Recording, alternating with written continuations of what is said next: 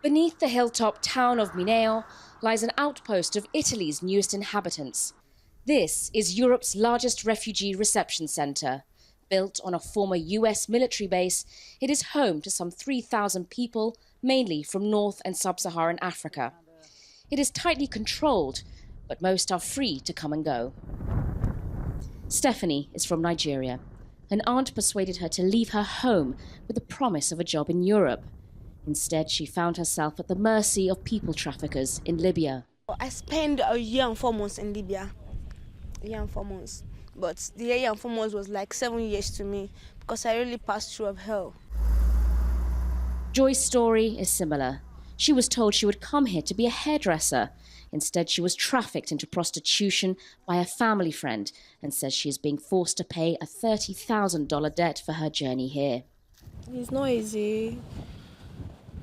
I pray that everybody that is coming from Nigeria, that they should be careful. But this is the fate for many who wind up here. They leave homes, families, with assurances of opportunities, only to become Europe's dispossessed. Since 2015, 500,000 people have passed through Italy's ports. More than 2,000 have died making the crossing this year alone, but they still come. This ship is operated by Doctors Without Borders, and it is struggling to keep up with the numbers of people who are making the perilous journey across the Mediterranean Sea. On one day alone last week, they picked up 1,000 people, and that's putting a real strain on the rescue efforts here.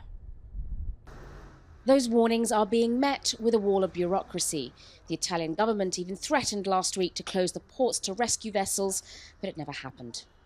We need a dedicated and proactive EU search and rescue mechanism. We are not talking about, cattle or cows. I'm sure if we were talking about some dolphins at risk, everybody will be much more ready to help rather than assisting the people that we are. At the reception centre, Stephanie goes back through the front gates.